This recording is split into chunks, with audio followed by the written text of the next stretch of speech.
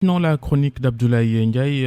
Abdoulaye, votre réflexion sur ces tueries en masse en Afrique, le Soudan ou encore le Mali? Les tueries de masse qui procèdent en effet de conflits intercommunautaires ou d'actes terroristes sont-elles devenues des pratiques courantes en Afrique?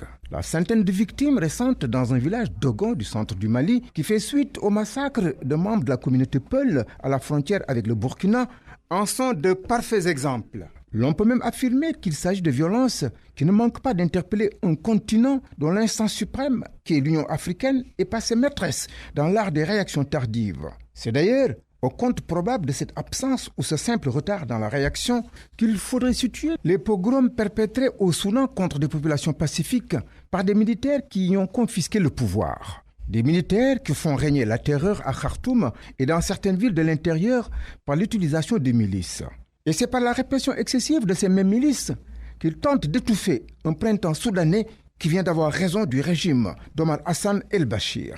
Il est à regretter aujourd'hui qu'une nouvelle violence aveugle coûte la vie à plus d'une centaine de populations civiles et qu'une communauté africaine, par le silence, semble se retrancher dans une indifférence, faisant presque fi de la volonté de près de 40 millions de Soudanais de se libérer du joug d'un système de gouvernement aux méthodes détestables. Alors que l'instance continentale ne vient qu'à peine de prononcer la suspension du régime militaire, d'exiger l'établissement effectif d'une autorité civile de transition et une enquête indépendante sur les massacres de civils.